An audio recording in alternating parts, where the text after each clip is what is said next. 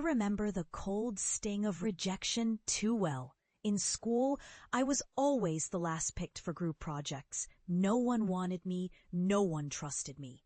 I'd sit there, shoulders hunched, trying to hide the ache as my classmates chose everyone but me, leaving me to scramble for scraps of effort just to stay afloat.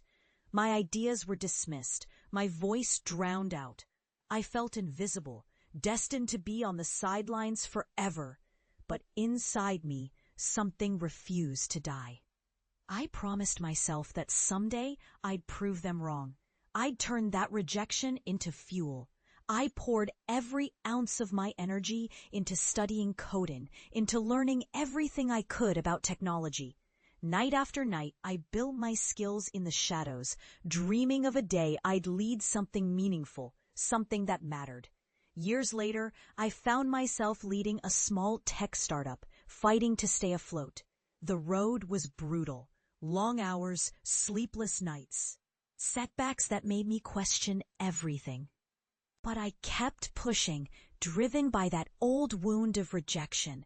I knew what it felt like to be last. I refused to let anyone define my worth again. And then it happened.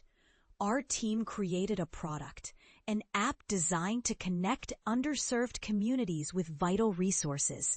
It wasn't just successful. It became global. People relied on it. We changed lives. The irony hit me hard. The kid who was always last had built something that reached millions. One day, I opened my inbox to an unexpected message. It was from Jake, my former classmate, the kid who had always been the star, the one who'd never given me a second glance back in school. He wanted to meet. I hesitated, but agreed, curious and cautious. When he walked into the office, I saw the same smug arrogance I remembered, but now it was tinged with something else. Respect. "I heard about what you've done," he said quietly, eyes flickering with surprise. "I never thought you'd get here." I looked at him, feeling that old fire ignite. "You never believed in me then, but I believed in myself. I built this because I refuse to be last forever. You're here now because you see what I've become, what I've built." He nodded, silent. The room was heavy with unspoken truths, a silent acknowledgement of years lost and battles fought. I didn't need to rub it in.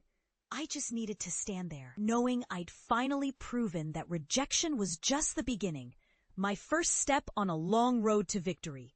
That day, I realized something crucial. No matter how hard the start, no matter how many times you're told you're nothing, your resilience can redefine your story. I was last in school, but I became the leader of a movement that changed lives, and no one can take that away.